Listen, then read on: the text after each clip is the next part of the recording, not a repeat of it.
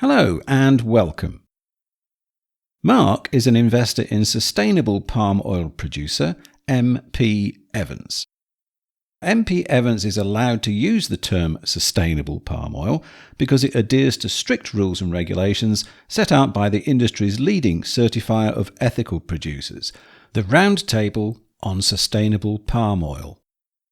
Now, as a result of some seafaring navigational error, the CEO of the RSPO, Joseph D'Cruz, has washed up on our beach, and Mark has taken the opportunity to interview him. So, to find out how the RSPO is meeting the challenges of increasing the number of certified palm oil producers and tackling misinformation about the industry in general, stay tuned to this, episode 49 of The Desert Island Investor.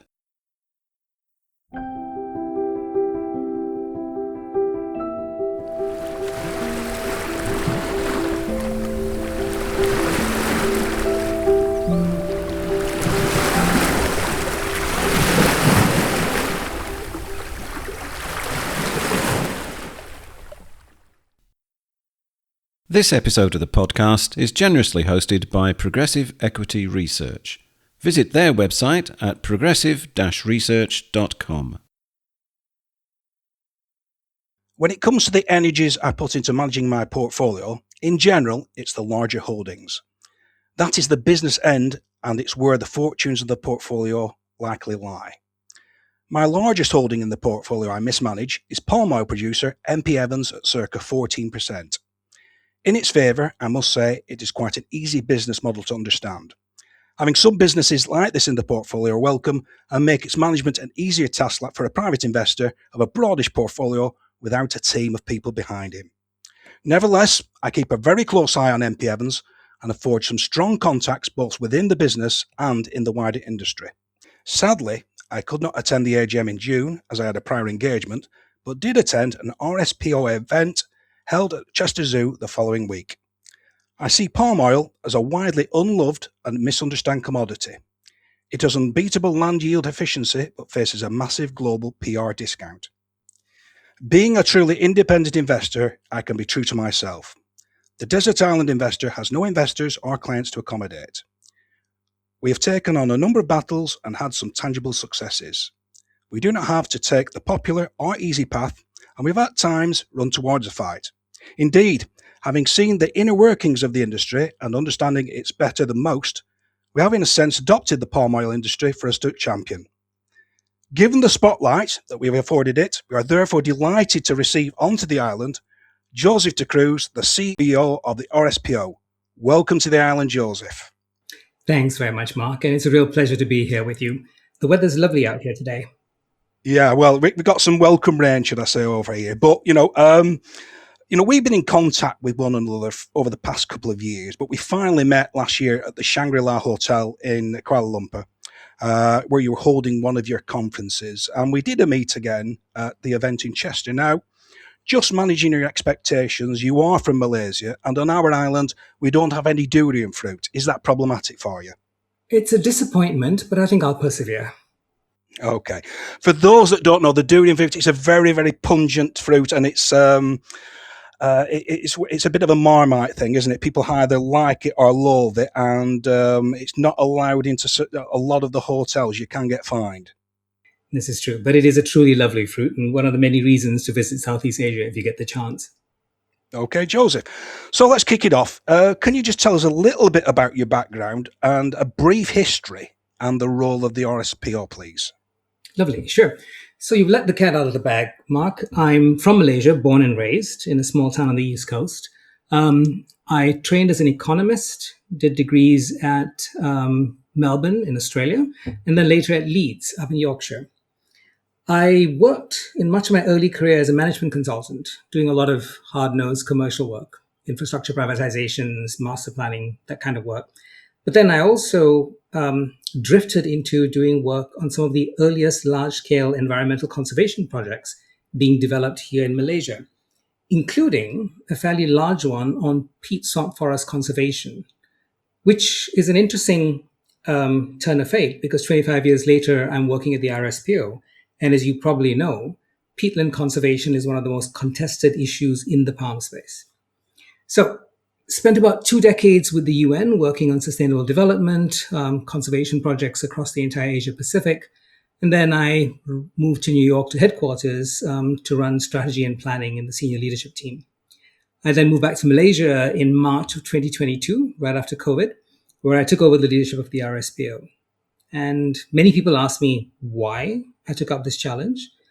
And to be honest, it's because it's one of those sectors where the sustainability argument is often at its hottest and it's most misunderstood, where there are stakes for actual people, millions of smallholder farmers on the ground, as well as one of the most important supply chains in the world. Now, the RSPO. The RSPO, the Roundtable on Sustainable Palm Oil, was founded in 2004. And the premise was actually quite contested, which was that you could get producers, traders, manufacturers, retailers, banks, and NGOs to jointly write and enforce a standard that all the people in the supply chain will be held to. To be honest, when it was set up more than 20 years ago, a lot of people thought it would collapse, but it didn't. 22 years later, we have over 6,300 members around the world in 105 countries, and more than 20% of the world's palm oil is certified against our standard.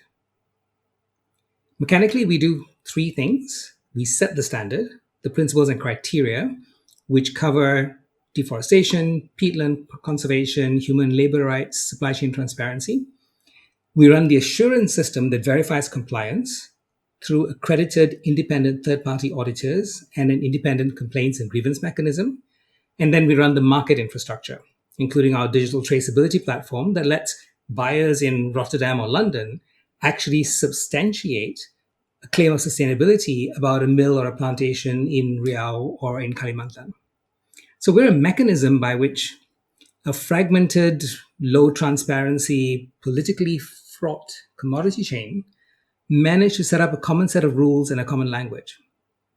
Everything we've achieved has been by making that certified route commercially better than the uncertified one.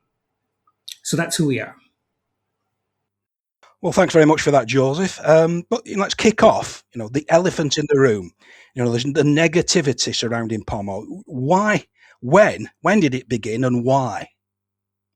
Well, I think it began in earnest in probably the early 2000s, though it had been building up for a while before then. And to be honest, Mark, it began because it was earned.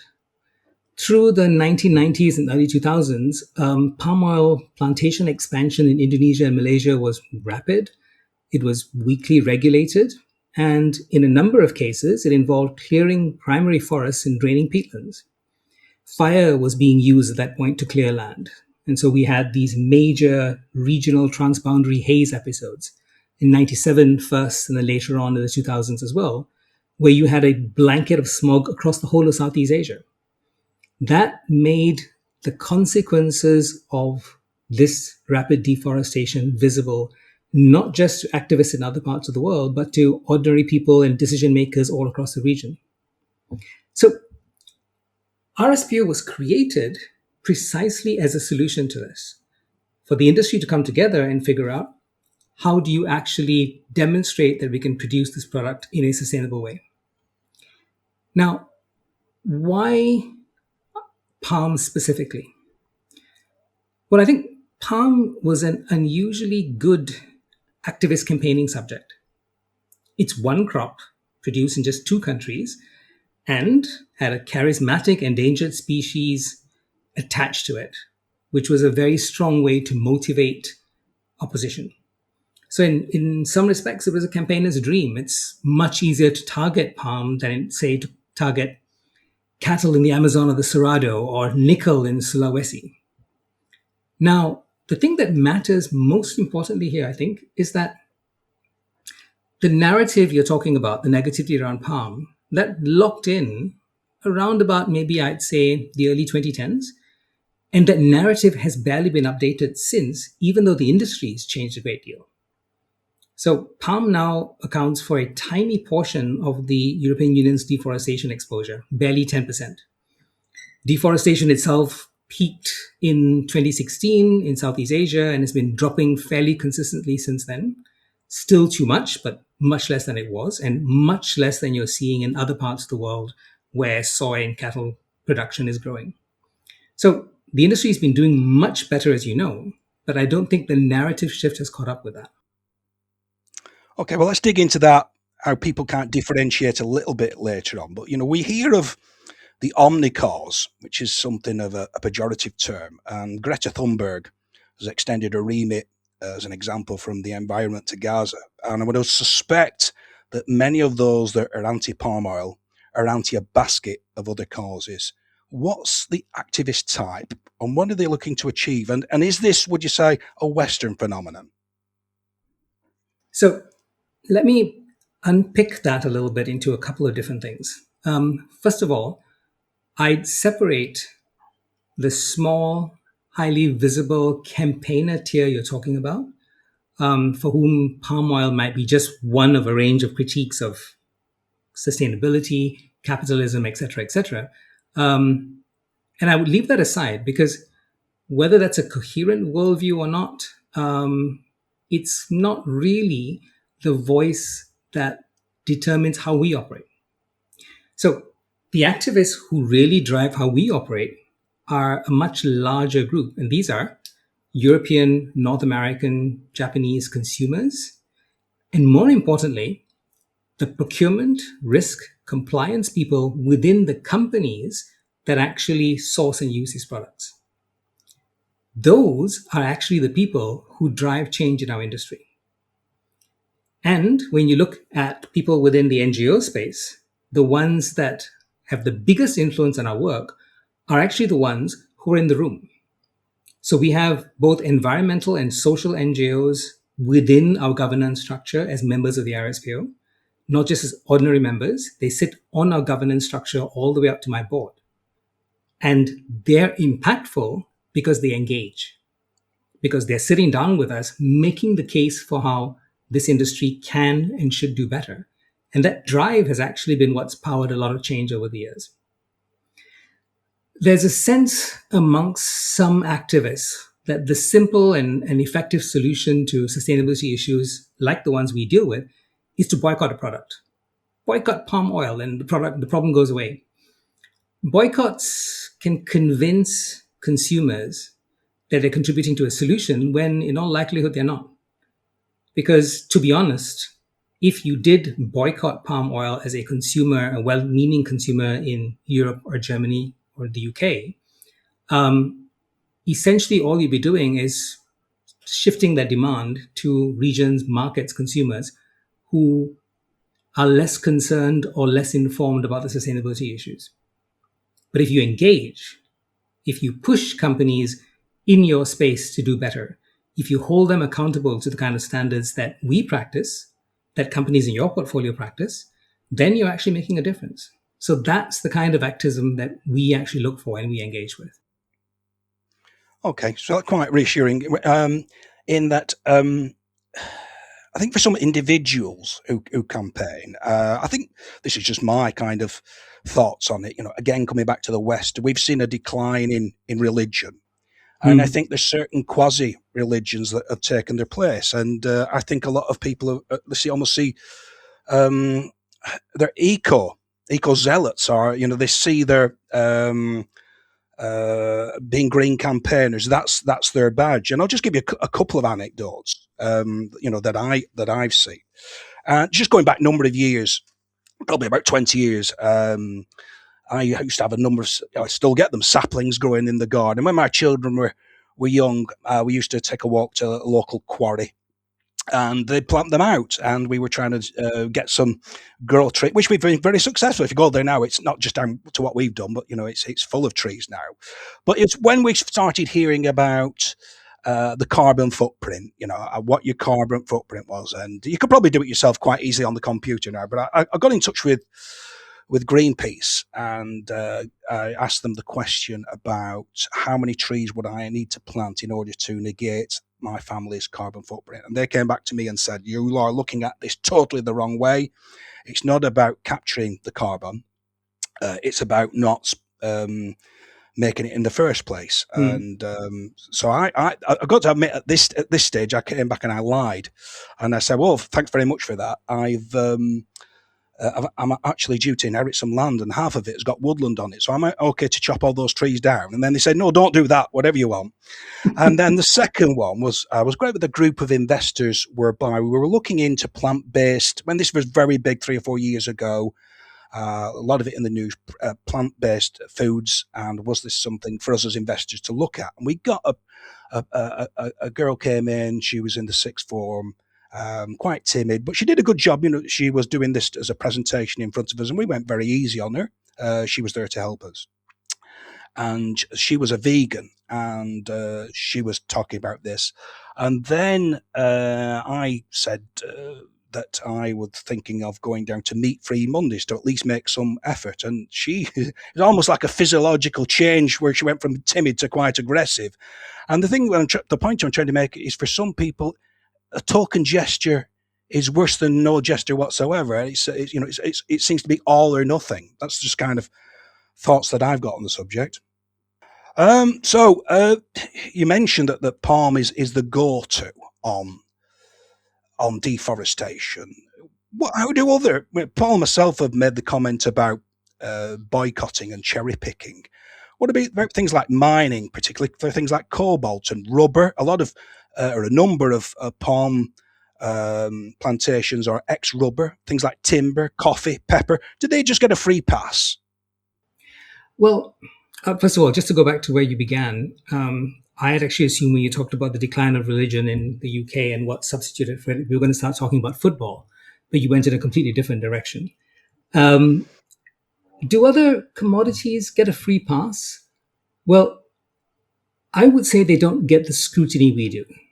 And I talked just now about that moment in time when the scrutiny and the criticism of the palm industry was probably quite valid. And the fact that the reality on the ground has moved ahead very far since then, but the narrative and the perception hasn't caught up.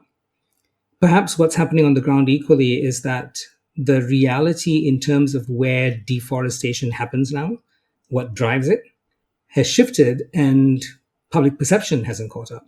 So it's true, most of the tropical forest deforestation in the world today isn't driven by palm. It's driven by other commodities. Maybe they're harder to target. Maybe they're less comfortable for consumers in Europe to face up to. But I would say I would like to see a world in which all commodity production is actually held to a high standard, because ultimately we do need to make sure this planet can continue to support our civilization through our children and grandchildren's generations and beyond. I think for the palm industry, there is a very strong sense sometimes that the attention that we get is disproportionate, especially given the progress that's made over the last 20 years. But I think the positive on that one is that the palm industry is actually doing a very good job now. And maybe what we need to do is to be able to talk about that progress and that impact more positively. Now, speaking as the CEO of the RSPO, I think one thing I found quite heartening is that I often have people in other commodities approaching me and my team to ask how we've accomplished what we have, what they can learn from us in terms of setting up similar, highly impactful voluntary systems that are able to influence production across an entire global supply chain. So I think there's a lot there the palm industry should feel proud about, even when it feels sometimes that the bar it's held to is a bit higher than everyone else's. Okay, so what are some of the common misconceptions and misunderstandings of palm oil, and why is it often difficult to debunk them? I mean, I did a survey, just about 100 people for an episode we did last year, and I found that those with the firmest opinions were often the worst informed, and they were deep-seated and ingrained, and they didn't want to listen to any. I wasn't trying to argue, but they were just their mind was closed to any kind of point that I could put across. Yeah, and I think you'll find, Mark, that that's the case on a lot of issues. We see that unfortunately, in global politics on many issues right now. What are the biggest misconceptions? I think the biggest one by far is that palm oil is the main driver of deforestation in the world. It's not. It hasn't been for a long time. It was a major driver in Southeast Asia at one specific period of time, but that was near on 15, 20 plus years ago now. And in terms of the deforestation that consumers in countries like the UK or in Europe can influence, palm's actually a very small part of that now.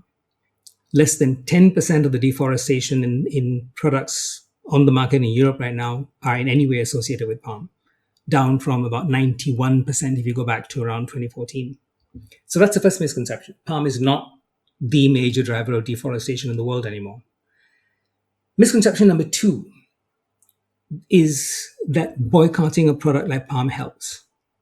It doesn't, and in some respects, I think that's the most damaging misconception.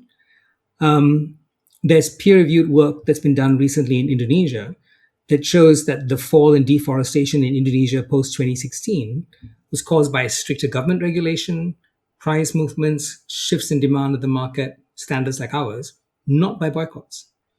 And in fact, boycotts can make things actively worse because when a certified producer loses a buyer in a Western market as a result of a boycott, that volume that's being produced doesn't disappear. It just goes into cheaper markets where people don't ask any questions. So by boycotting, you're actually removing your ability to influence change in the sector. Third is one that's much more specific to the RSPO itself, which is a common accusation, more than a misconception, that certifications like ours are greenwashing, that it's all a bit of a sham. And I take that one very seriously because honestly, if it was true, my job would be pointless and I wouldn't be here. And the answer to that isn't just rhetoric, it's evidence. Our standards are published, they are transparently reviewed periodically. Our audits are rigorous and third party. We have mechanisms by which anybody, and I mean anybody, who believes members of the RSPO are not fulfilling their responsibilities, they can file a grievance in an independent grievance mechanism, and these grievances are investigated, and companies are held to account if they're found to be doing wrong. So we've built an extremely serious mechanism to stand behind our certifications and to be able to demonstrate the impact that our members are making. Now, why are these misconceptions hard to shift? Well, a couple of reasons. One, like you said, is we seem to live in a world today where people hold fast to lightly informed opinions. I don't know why that's the case, but I think we see this across many different topics and issues. And linked to that is the fact that often a rebuttal, evidence-based, as you tried to do, requires 2 or 3 steps of reasoning. You need to be able to show evidence, make connections, whereas the kind of misconceptions we talk about, oh, palm is bad, boycott palm oil, those are simplistic. You know, it's much harder to shift a simplistic argument with a reasoned one.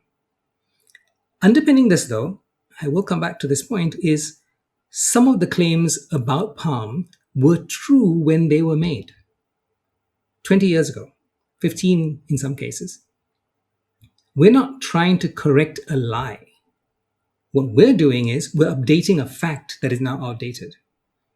And that's actually much harder to do. As you rightly said, people resist being told that what they've learned and what they've held on to for so long is wrong. And last but not least, I will say, as a criticism to ourselves, sometimes as an industry, we're poor messengers. We don't go out and tell the story of our success and our progress widely enough. And because we sit within the industry, sometimes we're not seen as being the most credible voices either, which is why often the most useful evidence that we point to is ones that we didn't produce. It's reports produced by Global Forest Watch, by the IUCN, by conservation organizations who are skeptical friends and hold us to account. And when they point to the progress we've made, when the IUCN comes out with a report saying that the RSPO standard is one of the best in the world in terms of biodiversity conservation, well, that matters because that shows the industry is doing the right thing. Well, I was just going to go on to the orangutan, which I can see why it's problematic. It's one of our closest relatives. Well, probably closer to me than it is to you, Joseph. But and children have cuddly toys. But just on the misconception, I'm just going to read something out in a moment. But this was from, we had a previous guest on, Adam Rackley, who's a fund manager. He manages the Dowgate Cape Wrath Fund, and we were on very good terms with him. On the Venn diagram, me and him there's a lot of overlap, but one thing he has a problem with is palm oil. And he put I'm not betraying a personal conversation that we had, but he put a post on LinkedIn some time ago, so it's in the public sphere. So I feel justified in just reading this out that he's put out, and it was in relation to peanut butter.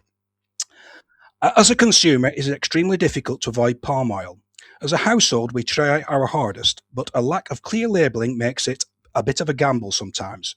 Palm oil is in everything from toothpaste to soap, and of course, almost all processed food. Then in block capitals, there is no such thing as sustainable palm oil. Then we go back to lowercase again. Nutella is about 50% palm oil. You might as well be spreading orangutan blood on your toast. So I would just say on that one thing initially, you mentioned about it's from 2 countries. There are countries in which palm oil is sourced that don't have orangutans. Just as one thing, Colombia, for example. But I just wonder what your kind of comments would be to Adam's comment. Well, first of all, it is a fairly unpalatable visual picture. But more importantly, I think, and full respect to your friend, I am often disappointed by how such strong assertions are made with absolutely no evidence. So, first of all, he mentioned Nutella, and Nutella is an RSPO member, or Ferrero is, and all the palm that they source is 100% certified. Now, if you're going to claim that our certification is imperfect and doesn't cover every conceivable sustainability credential, I would agree with you. That's why we're constantly improving it. But if you're going to claim that the palm oil in a product like that is actually coming off the bodies of orangutans, then I'm sorry, you're just uninformed. And this goes back, Mark, to the point I made just now about narratives from 20 years ago still firmly held even when the realities moved on. So, on your point about where palm oil is produced, yes, we have palm oil production now growing in Latin America, in Colombia, Guatemala, Mexico, Peru. It's growing in the African region. It's growing in other parts of Southeast Asia, in Thailand, in Papua New Guinea, etc. And the reason it's growing is because it is a very efficient crop, a consistently profitable crop, and it's one of the few commodities that has shown the consistent ability to lift communities out of poverty in one generation. So people grow it because it's the most efficient way to produce vegetable oil in the world per hectare. And it's also a decent way for people to be able to build lives and incomes. And I think that's the shift in narrative that we've forgotten. Now I come back to the orangutan. If you want to know the reality of orangutan conservation in Southeast Asia right now, then I'd invite you to go out and visit some of our smallholder groups who are actually taking the money they earn from sustainable palm and using it to set up and support orangutan conservation zones. Now, the orangutan as an issue is a specific issue to Borneo and Sumatra. And in that region, it's not only a palm oil issue, it's a deforestation issue. So, is palm oil now a major contributor to the decline of orangutan habitat? I would argue no.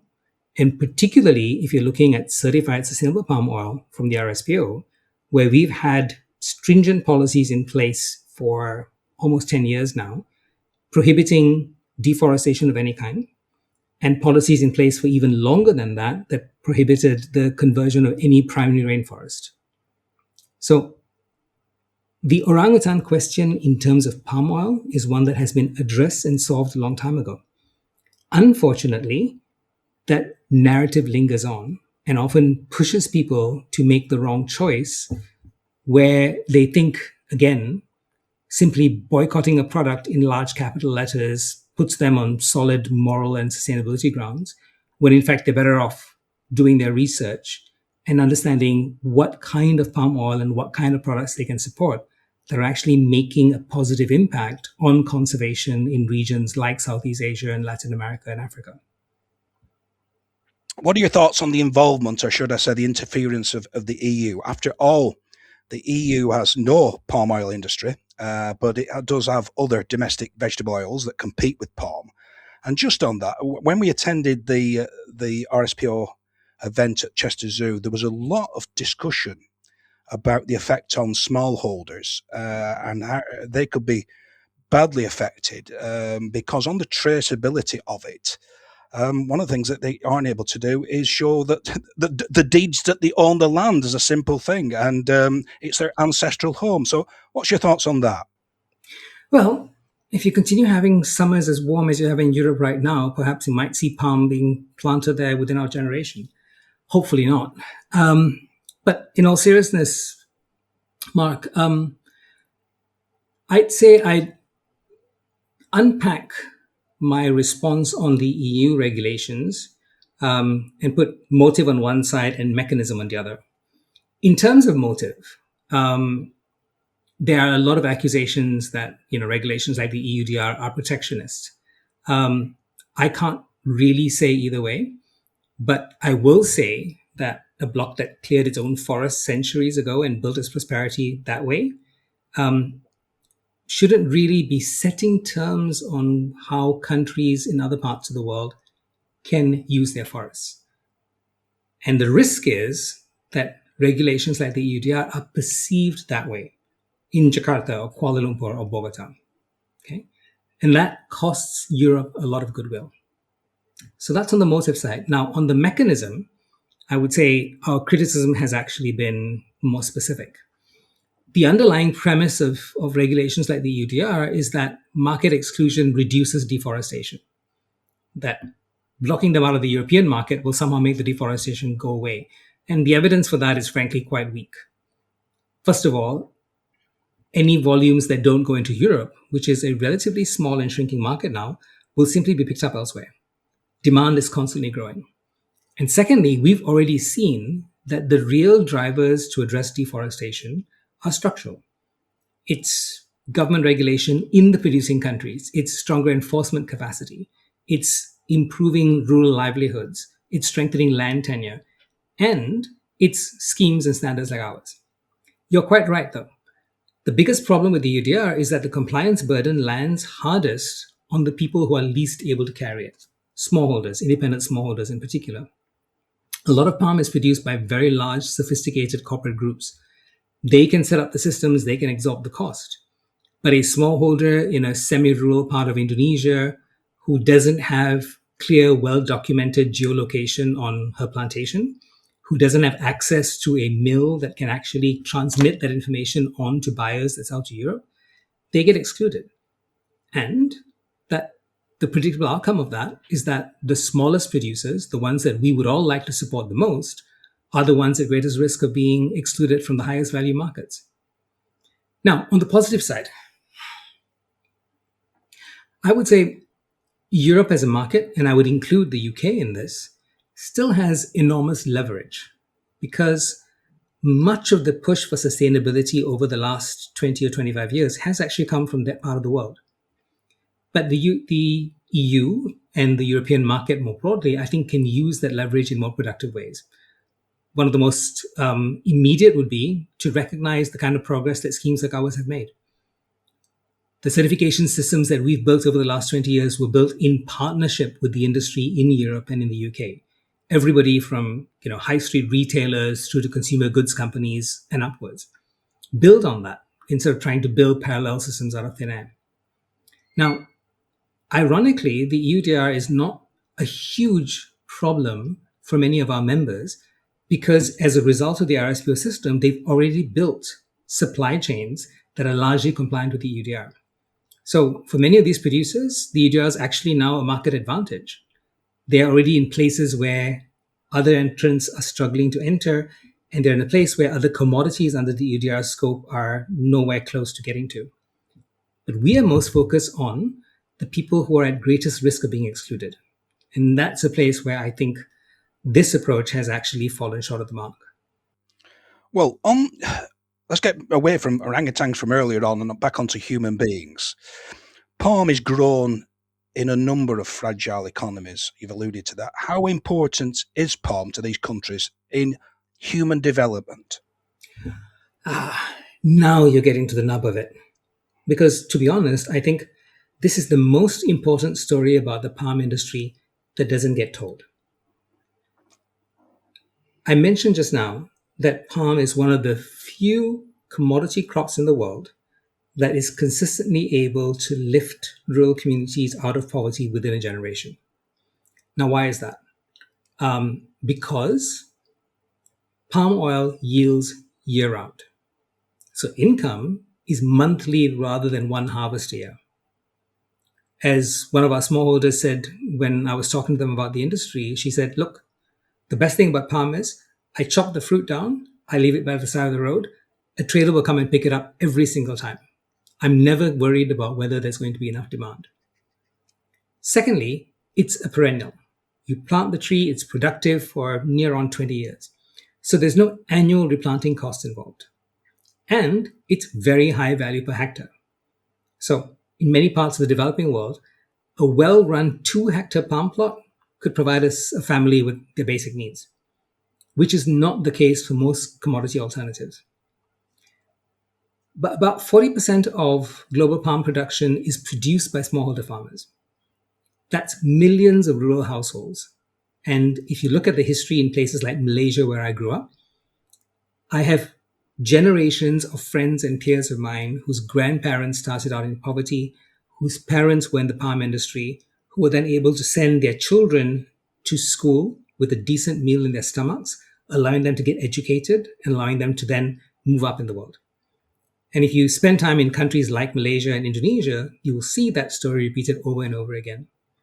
So when you talk about palm as a product and about the value of it, it's not only in the productivity in terms of the least amount of land being used, it's how it actually improves livelihoods in many of these countries and regions around the world.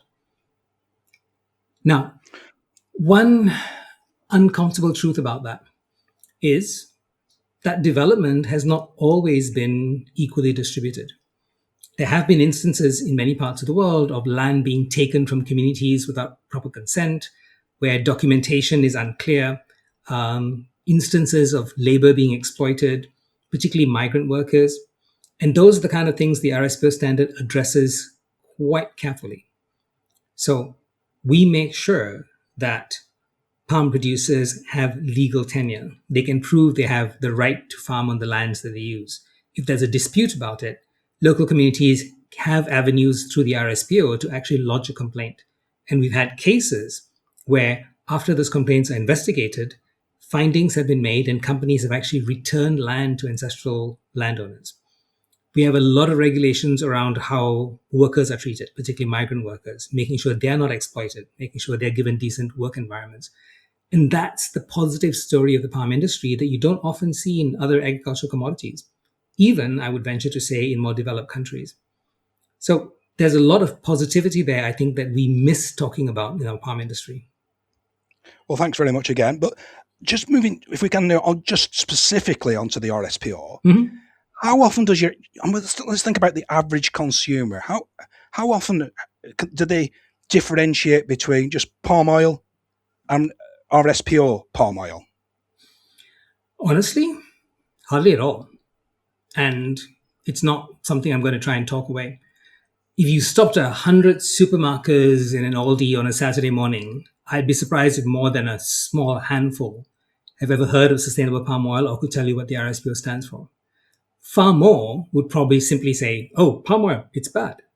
And that's unfortunate because, as I said, those attitudes have been long held despite the reality on the ground having shifted quite a bit. Now, for the RSPO, though, we've never really been a consumer-facing brand. Palm oil is mostly an ingredient in products, not a product by itself. So nobody really buys palm oil on a British supermarket shelf. They buy biscuits, they buy soap, they buy toothpaste, they buy instant noodles.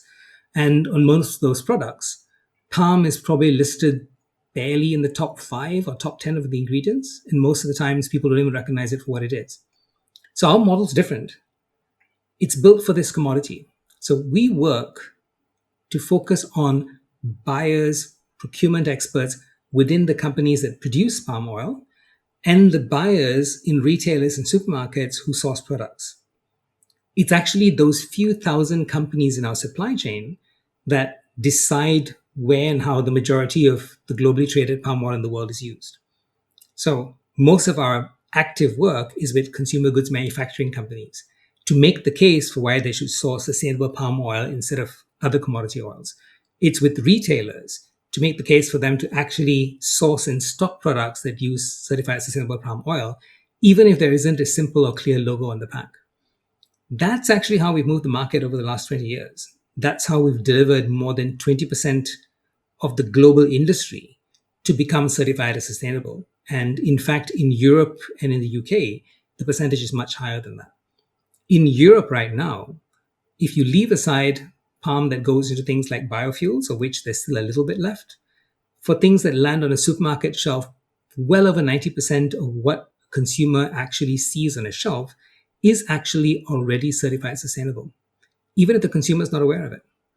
So that's a little bit the core of the model that you've been pointing at. We're not very public facing and we don't often get public credit, but that sentiment from consumers through the buying choices made by purchasers and buyers in companies all the way up the supply chain, driven by activism by campaigners, has actually resulted in very real change on the ground. Yeah. So do you think the industry as a whole does enough to fight its corner and counter criticisms? Now, I remember when we were at Chester, we were in a little threesome with Matthew, yourself, me, and Matthew Coulson, who's the CEO of MP Evans, and you said to him, "I'd like to pick a point with you that I'm not happy about," and you put him on the back foot, and you said, "You're not doing enough to publicize all the good deeds that you're doing." And also, there was a lot of good speakers, but Charlie Caton from Ferrero really gave a rallying call for more collaboration, for people to push back and get the message out, because there's a lot of people, in the absence of anybody from the industry pushing back, the only message that's getting through to the consumer are the antis. Yeah. So, Matthew, if you're listening, I've still got that bone to pick with you, because I think it's precisely companies like yours, RSPO members, strongly certified, who are doing the right thing on the ground, who should be out there telling the story of what you're doing right and why you're doing it. And you're right. Charlie made a very good point about how we need to get out there and be more assertive in telling the reality on the ground. Why is the industry the way it is? Well, I think one thing to remember is you're talking about an industry that has been under consistent criticism for more than 20 years now. Some of it well-earned criticism, as I said just now, but a lot of it not. And so I think from a human point of view, you can understand why people sometimes feel weary of going out there and trying to make a case to audiences that may sometimes not be fully informed, but still hold their misinformation close to heart. But even so, I think we owe it to ourselves, to the industry, and particularly to all the people working on the ground, the smallholders, the workers, the communities who are actually doing the right thing every day. We owe it to them to go out there and tell the story. And that's one of the reasons why I subject myself to the tender mercies of people like you, Mark, so that I get a chance to go out there and tell the story of what the industry is actually doing. Okay. Well, you tried to flatter me there, but it's time to ramp up a couple of questions, if I can. Mm-hmm. We always like to be a little bit competitive. But the RSPO is made up of paying members. So my question is, does it bite the hand that feeds it? If members fail to comply, are they thrown out? And have you got any examples? The RSPO is first and foremost a membership-based organization. But our membership is not just palm producers. It's also banks, financial institutions, it's environmental NGOs, social NGOs, it's smallholder representatives on the ground. So there is a strong level of mutual accountability in how the RSPO is run and in the standards and systems that underpin it. Does it bite? Yes. And there are well-known, well-documented cases where even quite large RSPO members, in one case, one of the largest integrated palm oil companies in Malaysia, was actually found to be non-compliant after there was an NGO complaint, was not successful in addressing those non-compliances, and so they were suspended. And the important thing is, when a company like that is suspended, buyers all the way down the supply chain stop buying from them. The same happened in the US market when there was allegations that some of the producers of palm were not fully compliant with forced labor regulations. They were investigated, plantations that were not actually compliant were suspended, and because they were no longer RSPO certified, they lost purchasing contracts all the way down the supply chain. Because within the RSPO system, companies that source actually make it a contractual requirement that they be provided with RSPO certified product. So not only does the RSPO bite, but losing RSPO certification bites in a major way.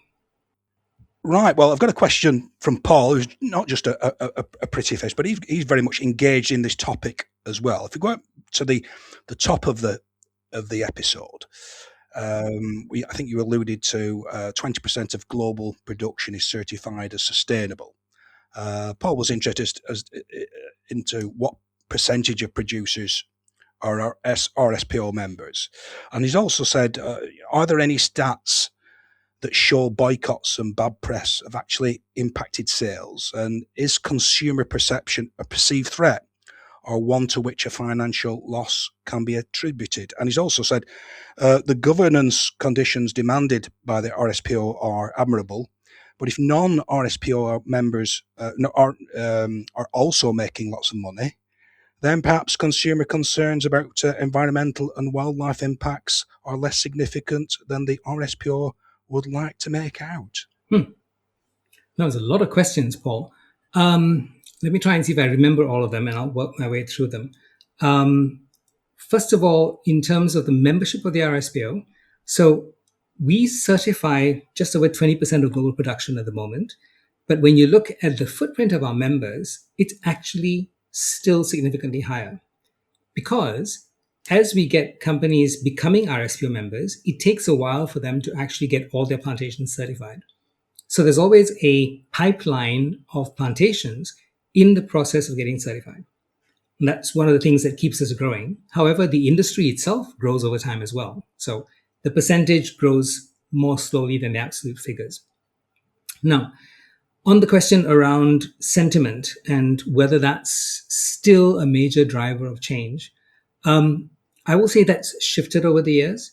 If you go back 20 or so years to when the RSPO was founded, I think a major driver of change was the fact that there was significant negative consumer sentiment towards the palm industry. Today, I think the drivers of progress in our sector are much more structural. So as I said, many consumer goods companies, many retailers, many brands will automatically and only source palm products that are RSPO certified. It's become part of the structure.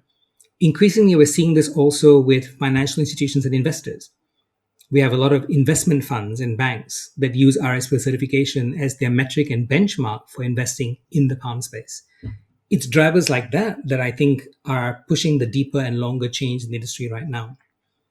And I will not downplay this, within the industry itself, there is a large and very active constituency of people within companies that very much want to see these companies do the right thing. So I think, Paul, you're right that external pressure is not the primary driver today. It was what catalyzed change 20 years ago. But over the course of the RSPO's evolution, the RSPO has become a much more structural part of how the industry presents itself and holds itself accountable.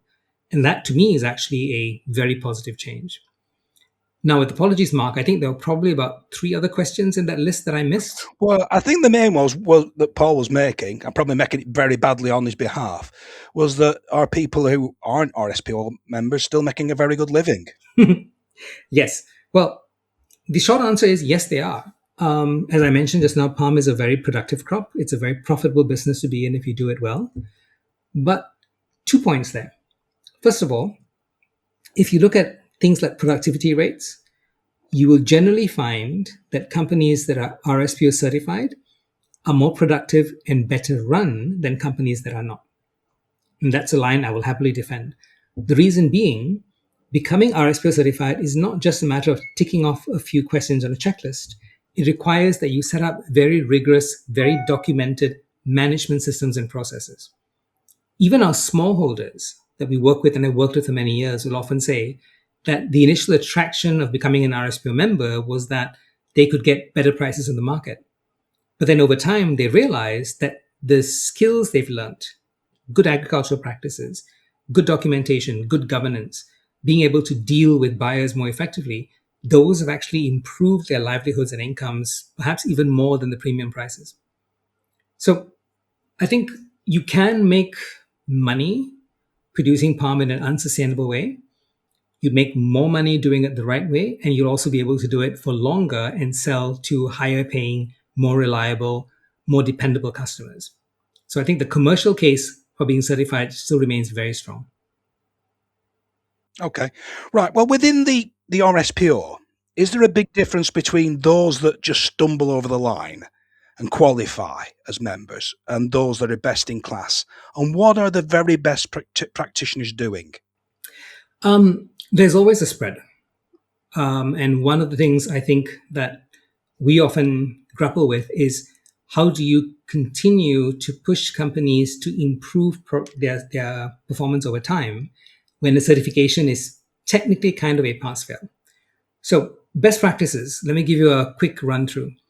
Baseline in the industry right now in terms of traceability is what's called traceability to mill, meaning that a seller can tell you which mill processed the fruit that produced the oil that you're buying.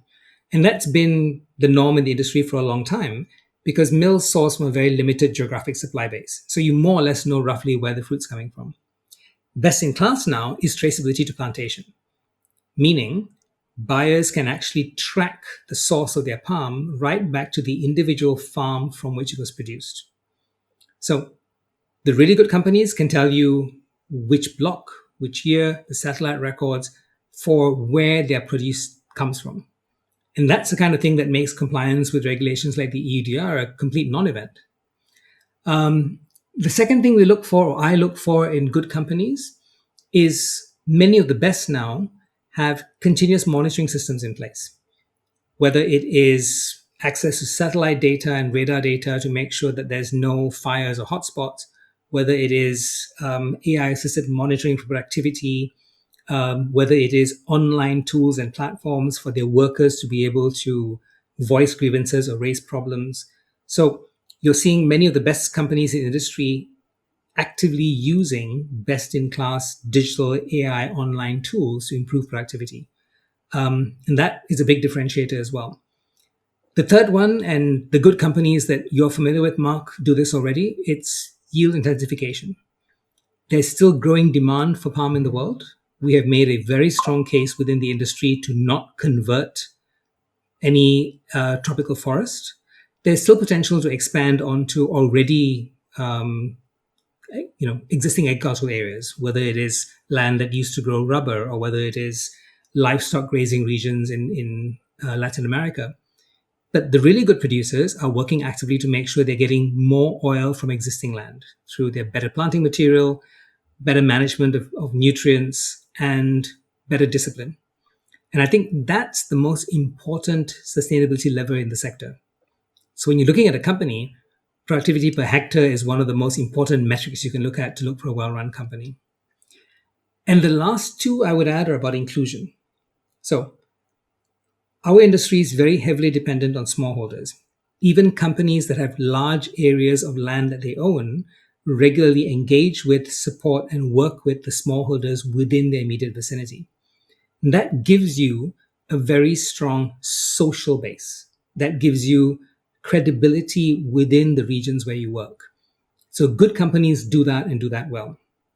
And last but not least, there are many companies in our industry within the RSPO who have shown a genuine desire and willingness to engage when grievances and problems come up. So we've seen companies that are very open when local communities or workers or others raise grievances and work very actively with us and with the people involved to come up with resolutions. And that's a huge marker of best-in-class performance for me. So yeah, there's a lot of ways even within the RSPO family where I think you can tell who the people are that are doing the best, as opposed to use your words, stumbling across the line. Okay. Well, we're drawing this to a conclusion now, but crystal ball time. Ooh. What would a palm oil free world look like? Ooh, that's an easy one. It'd be a worse world.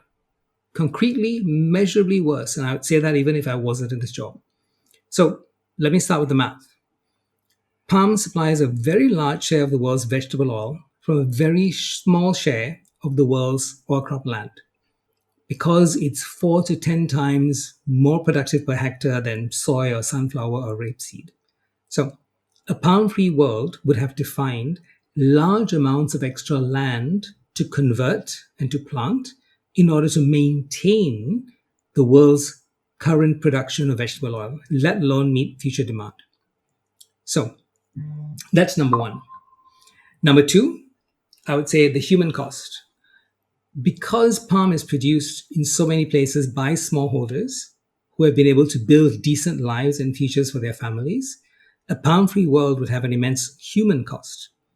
You're talking about millions of smallholder households in Indonesia and Malaysia and Thailand, Colombia, Ghana, Nigeria, who would lose their primary source of income. There is no smallholder crop in the world that provides a comparable monthly, year-round yield and value per hectare. So that would be a major loss. And thirdly, the orangutan that we talked about earlier doesn't benefit in a palm oil-free world, because the IUCN have actually done work to show this. Banning palm oil will simply shift biodiversity loss rather than stop it, precisely because the alternative land is also habitat for something. So if we were to ban palm oil, if it disappears, some land somewhere else is going to have to be converted. Some other species is going to be displaced. Some other community is going to have to battle to maintain access to their own land. So I would say categorically, a palm-free world would be a worse world than we live in today. And that, I think, Mark, is probably the most important takeaway from this conversation. Yeah, here. And to bring this full circle, Joseph, what would you say to me as an investor with so many options available for me to remain invested in palm oil? Well, first of all, I am not qualified to give investment advice, not only because I'm not trained for it, but because anybody who's ever looked at my portfolio will know I'm the worst person to ask. So let me reframe that question a bit for you. How would I assess the sector if I was on your side of the table? So the first question I'd ask is not about demand for palm, because demand's growing, it's a given. What I'd be looking for is where and how a company is actually servicing the growing demand for sustainable palm.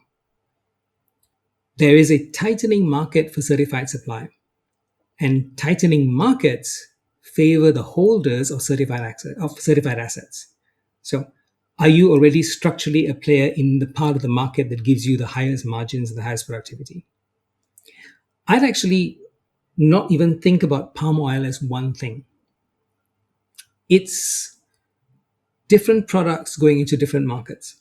So you have companies that have built supply chains that are robust, that are world-class, that are traceable, that are sustainable, that are certified, who are supplying the highest value markets in Europe, the US, and elsewhere. And I would say from a commercial point of view, that's a very different sector from the companies that are trying to produce below the radar screen as cheaply and dirtily as they can to supply anyone who's willing to buy, no questions asked. So look within the palm sector and understand what it is you're actually looking at. Now, on the positive side, I think as an investor, one of the best things about looking at the palm sector is this is a place where the sustainability question is unusually legible to an investor. So not only do you have metrics from systems like the RSPO, but we're increasingly working now with our members to use the data that comes out of the RSPO implementation system to strengthen disclosure. We've just launched a report recently, which we've piloted in Indonesia and Malaysia, on how companies can use their RSPO certification data for things like IFRS regulatory disclosures. So within the overall commodity space, within the agriculture space as a set of potential investments, I think the sustainable palm oil sector, through flagships like the RSPO, actually give you unusually robust, transparent, verifiable information as an investor, which should make your decision on what to invest in or not easier. And I'll stop there. Joseph, thank you. Thanks for joining us. I think you've been great value and you've made some really strong points. You've articulated them very, very well. If anybody wants to get in touch with yourself or the RSPO, where should they go? Well, our website is rspo.org, and I'm fairly easy to find on LinkedIn or most other social media profiles. And I'm sure anybody who can't track me down, Mark, will just send you a message on YouTube and you'll be happy to put them in touch. Yeah, we'll do that with pleasure. Lovely. Thank you so much. It's been a real pleasure.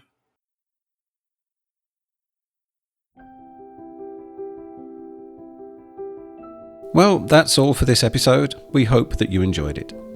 Please remember the content is for information only and it is not financial advice. Thanks again for listening. See you next time.